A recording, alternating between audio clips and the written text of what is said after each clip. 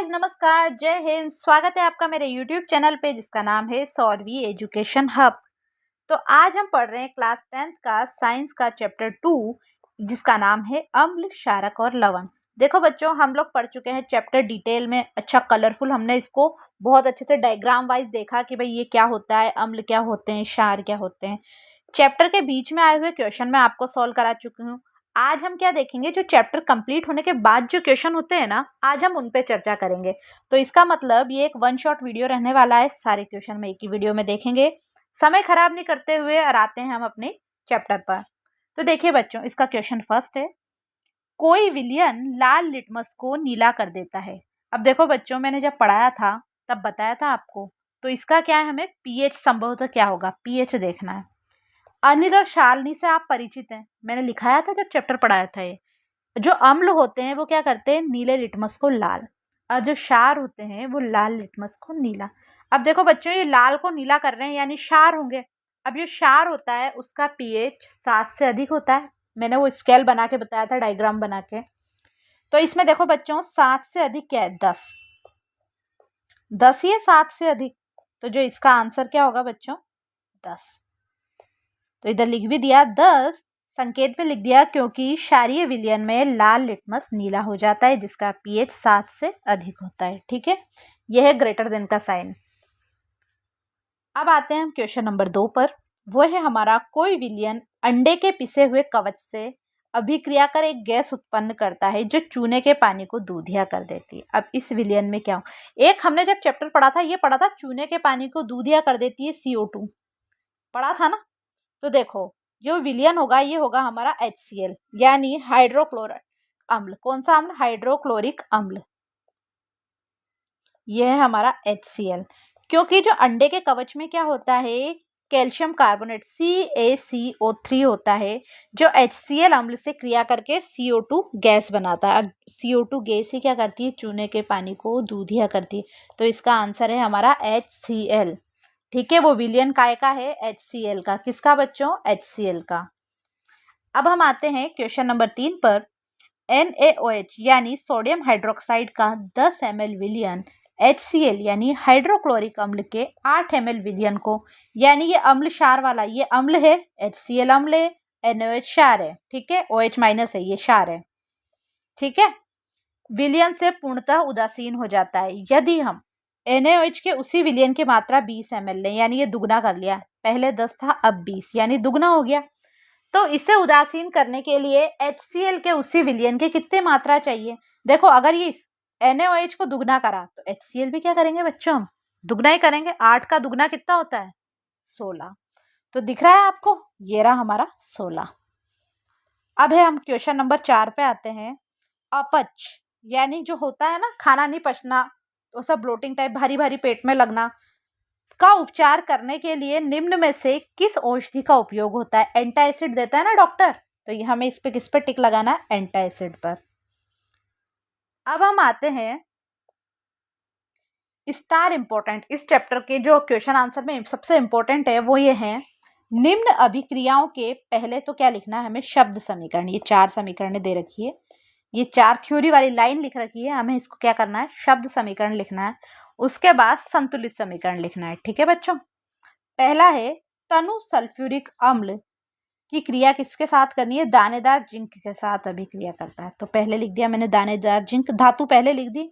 फिर किससे क्रिया हो रही है, सल्फ्यूरिक अम्ल। अब सल्फ्यूरिक अम्ल का फॉर्मूला क्या होता है, H2SO4, वो हमें याद रखना है। वैसे याद हो गया होगा आपको, क्या है बच्चों, H2SO4। तो ये जिंक SO4 से क्रिया करेगा, ये पढ़ा था हमने ऐसे। तो ये बना जिंक सल्फेट यानी ZnSO4, और ये बची हुई हाइड्रोजन गैस। ठीक बच्चों, अब दूसरा है, तनु हाइड्रोक्लोरिक अम्ल यानी HCl मैग्नीशियम पट्टी के साथ क्रिया करता है। देखो, मैग्नीशियम पट्टी धातु आगे लिख दी, प्लस तनु हाइड्रोक्लोरिक अम्ल। अब ये क्या करेगी, मैग्नीशियम ये HCl से क्रिया करेगी, तो ये Cl से बनाएगी मैग्नीशियम क्लोराइड यानी Cl2 प्लस हाइड्रोजन गैस बच जाएगी। अब देखो बच्चों, ये मैग्नीशियम क्लोराइड MgCl2 होता है, तो यहाँ भी हमें 2 लगाना पड़ेगा, क्योंकि समीकरण संतुलित रखनी है। इधर 2 है तो इधर भी 2, अब इधर हाइड्रोजन 2 होगी तो इधर H2। ठीक है, अब है तीसरा, तनु सल्फ्यूरिक अम्ल एल्यूमिनियम चूर्ण के साथ क्रिया करता है। धातु लिखिए एल्यूमिनियम चूर्ण प्लस तनु सल्फ्यूरिक अम्ल। अब क्या हुआ बच्चों, ये एल्यूमिनियम SO4 से क्रिया करा के एल्यूमिनियम सल्फेट बनाएगा, यानी Al2SO4 होल थ्राइस। अब बची क्या हमारे पास हाइड्रोजन गैस। कैसे, क्योंकि यहाँ SO4 3 है तो हमें इसके आगे क्या करना पड़ा, 3 लगाया। अब देखो बच्चों, ये हाइड्रोजन कितनी होगी, 3 दूनी 6 हो गई ना, 6। अब ये एल्यूमिनियम 2 है तो हमें इधर भी 2 लगाना पड़ा। अब हमारे पास हाइड्रोजन होगी 6। तो हमने क्या करा, ये H2 गैस के आगे भी 3 लगाया तो यहाँ भी हाइड्रोजन कितनी होगी, 6। अब आते हैं तनु हाइड्रोक्लोरिक अम्ल लोह के रेतन, लोहे के मतलब वो छोटी छोटी रेत जैसे कणों के साथ अभिक्रिया करता है। तो लोहे का कण यानी फेरम, तो ये Fe लिखा, हाइड्रोक्लोरिक अम्ल लिखा, तो वो ये जो फेरस है Cl से क्रिया करके आयरन क्लोराइड बना लेगा, FeCl2 हाइड्रोजन गैस। अब 2 बनाया तो हमने यहाँ आगे समीकरण संतुलित करने के लिए 2 लगाया। अब हाइड्रोजन भी वैसे 2 ही है तो बस ठीक है, हाइड्रोजन तो वैसे गैस है तो नीचे 2 लिखेंगे। ठीक बच्चों, ये हो गया हमारा क्वेश्चन नंबर 5। अब हम आते हैं क्वेश्चन नंबर 6 पे। अल्कोहल और ग्लूकोज जैसे यौगिकों में भी हाइड्रोजन होते हैं लेकिन हम इनका वर्गीकरण अम्ल की तरह नहीं करते। क्या करते हैं, इसको एक क्रियाकलाप से सिद्ध करना है। तो देखो बच्चों, ग्लूकोज अल्कोहल और हाइड्रोक्लोरिक अम्ल का विलयन लेते हैं। क्या करते हैं, हम ग्लूकोज लिया, अल्कोहल लिया और हाइड्रोक्लोरिक अम्ल यानी हमने ये HCl भी लिया। क्या लिया बच्चों, HCl भी लिया। अब एक जो क्या करा हमने, कॉर्क पर 2 कीले लगाकर कॉर्क को 100 ml के बीकर में रख दिया। क्या करा बच्चों, एक कॉर्क पर 2 कीले लगा ली और कॉर्क को क्या करा, 100 ml के बीकर में रख दिया। ऐसा, ये देखो 2 कीले, ये देखो ये कॉर्क, रबड़ का कॉर्क है, 2 कीले लगा के उसको काय में रख दिया बच्चों, 100 ml के बीकर में रख दिया। चित्र 2.6 के अनुसार कीलों को 6 वोल्ट की एक बैटरी में दोनों टर्मिनलों के साथ एक बल्ब तथा स्विच के माध्यम से जोड़ दिया और अब बीकर में थोड़ा थोड़ा तनु HCl डाल के विद्युत धारा प्रवाहित कर दी। क्या करा बच्चों, इसको बैटरी और बल्ब से भी जोड़ दिया, कीलों को, दोनों कीलों को। अब स्विच ऑन करके देखेंगे तो बल्ब जल उठता है। इस क्रियाकलाप को HCl के स्थान पर बारी बारी से एक बार तो HCl डाल लिया था तो बल्ब जल गया, अब दोबारा हम एक बार ग्लूकोज डाल के फिर एक बार फिर अल्कोहल के विलयन के साथ भी करेंगे।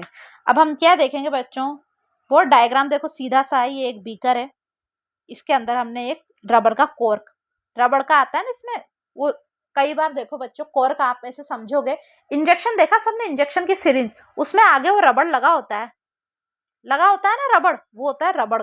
ऐसे ही रबड़ का कॉर्क ले लिया, रबड़ उस पर क्या करा हमने, 2 कीले लगा ली, 2 किलो का कनेक्शन एक स्विच और एक बल्ब से भी कर दिया। ठीक है बच्चों, उसमें क्या डाला हमने, तनु HCl। अब हम देखेंगे अगर स्विच ऑन करेंगे तो बल्ब जल उठेगा। बैटरी भी लगाई है इसमें 6 वोल्ट की, कितने की बच्चों, 6 वोल्ट की, मैं यहाँ डायग्राम में लिख देती हूँ, 6 वोल्ट की हमने बैटरी लगाई है। आप पाएंगे अल्कोहल, अगर हम देखेंगे ना तीनों बार प्रैक्टिकल करके तो हम देखेंगे, अवलोकन करेंगे कि अल्कोहल और ग्लूकोज की स्थिति में बल्ब नहीं जलता, क्योंकि विलयनों में H+ आयन ही नहीं बनता। निष्कर्ष क्या निकलता है, ग्लूकोज और अल्कोहल H+ आयन नहीं उत्पन्न करते, इसलिए किसी विलयन में विद्युत धारा का प्रवाह आयनों द्वारा ही होता है, इसलिए इन्हें अम्ल नहीं कहा जाता क्योंकि इसमें आयन ही नहीं है। ठीक बच्चों, डायग्राम जरूर देख लीजिएगा, आपको अगर ये क्वेश्चन आता है तो डायग्राम जरूर बनाना है। अब हम आते हैं क्वेश्चन नंबर 7 जो है हमारा, आश्रित जल विद्युत का चालन क्यों नहीं करते जबकि वर्षा का जल करता है, यही है क्वेश्चन। ठीक है बच्चों, देखो आश्रित जल शुद्ध होता है, उसमें आयन ही नहीं होते, और आयन ही तो विद्युत का चालन करते हैं, इसलिए विद्युत का चालन आयनों द्वारा ही होता है, इसलिए ये विद्युत का चालन नहीं करता। जबकि वर्षा के जल में थोड़ी मात्रा में अम्ल होते हैं, क्योंकि वर्षा के जल में हमने पढ़ा वायु में उपस्थित SO2 यानी सल्फर डाइऑक्साइड और ये नाइट्रोजन डाइऑक्साइड NO2 गैस जल में मिलकर इसे अम्लीय बना देते हैं। अब ये अम्ल है तो H+ आयन उत्पन्न करेंगे, इसके कारण विद्युत धारा का चालन वर्षा वाले जल में हो जाता है, बस आश्रित जल में नहीं होता क्योंकि उसमें आयन ही नहीं होता है, आयन ही विद्युत का चालन करते हैं। ठीक बच्चों, अब हम आते हैं प्रश्न संख्या 8। जल की अनुपस्थिति में अम्ल का व्यवहार अम्लीय क्यों नहीं होता? क्योंकि वो H+ आयन जल से अलग ही नहीं होते ना। देखो, क्योंकि जल की अनुपस्थिति में जो हमारे अम्ल होते हैं, अम्ल से H+ आयन पृथक ही नहीं हो पाते, इसलिए अम्ल का व्यवहार अम्लीय होता ही नहीं है, ऐसा दिखता ही नहीं है हमें। केवल जल की उपस्थिति में ही H+ आयन अलग हो पाते हैं तथा अम्लीय अभिलक्षण दर्शाने के लिए आयन बनना तो बहुत जरूरी है। आयन ही तो हम बताएंगे कि अम्ल है कि क्षार है। अब हम आते हैं अपने क्वेश्चन नंबर 9 पर।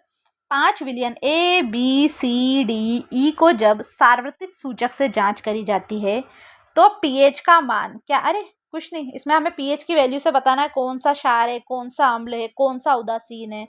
तो देखो बच्चों, pH के मान आते हैं 4, 1, 11, 7 और 9 प्राप्त होते हैं। अब कौन सा विलयन उदासीन है? अब हमने पढ़ा जो 7 वाला है वो उदासीन है, पढ़ा था 0 से 7 तक, यानी 6 तक जो है, 6 के बाद भी 7 तक आते आते तो क्या बनता है बच्चों? अम्लीय।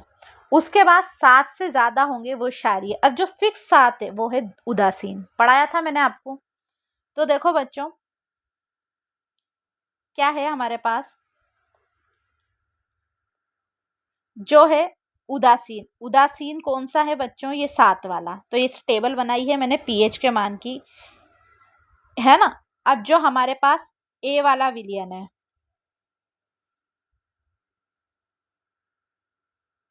ठीक है, कौन सा उदासीन है? ये मैं ऊपर ही लिख देती हूँ, आपके पास कलर चेंज कर देती हूँ पेन का। उदासीन कौन सा वाला है? ये 7 वाला। प्रबल क्षारीय यानी बहुत ज्यादा क्षारीय 11 वाला। उसके बाद है प्रबल अम्लीय, जो सबसे ज्यादा अम्लीय होगा वो 1 वाला। दुर्बल अम्लीय जो किसके आसपास होगा? 4 हो रहा है, 4 ही डिजिट दे रखी। और दुर्बल क्षारीय यानी 9, 7 से ज्यादा है। ठीक है बच्चों, ये मैंने पूरा लिख भी दिया है।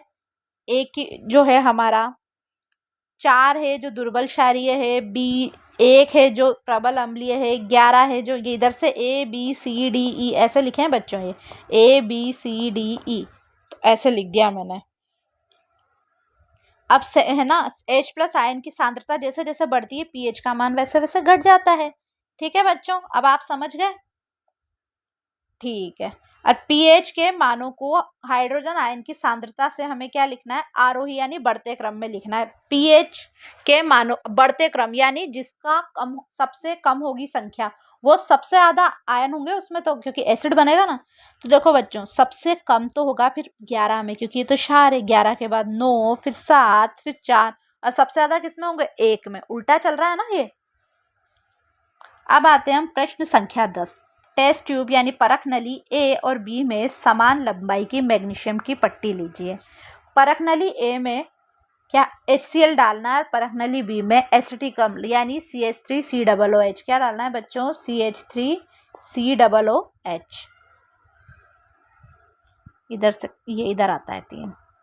ठीक बच्चों, दोनों अम्लों की मात्रा और सांद्रता समान है।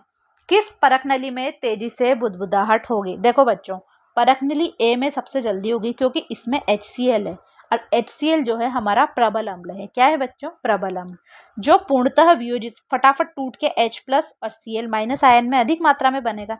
जबकि जो हमारा ये कौन सा अम्ल है? एसिटिक अम्ल यानी CH3COOH दुर्बल अम्ल है। इसमें कम मात्रा में H+ आयन बनते हैं, इसलिए कम विघटित हो पाता है। तो आंसर क्या है इसका? फर्स्ट वाला, यानी जिसमें HCl है। अब प्रश्न संख्या 11 है हमारी। ताजे दूध का pH का मान होता है 6, और दही बन जाने पर इसके pH के मान में क्या परिवर्तन होगा?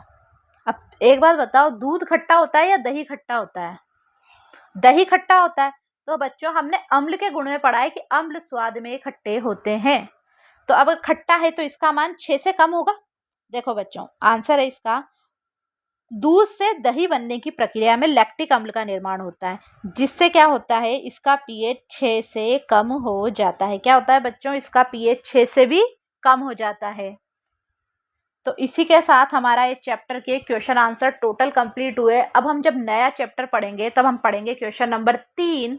ठीक है, धातु वाला चैप्टर है वो शायद परसों आएगा हमारे चैनल पे, तो आप लोग कर लीजिए चैनल को सब्सक्राइब और हमारे चैनल को लाइक शेयर सब्सक्राइब ज़रूर करें, अपने दोस्तों में इसको क्या करें, शेयर करें। मिलते हैं हम नेक्स्ट वीडियो में, तब तक के लिए बाय बाय।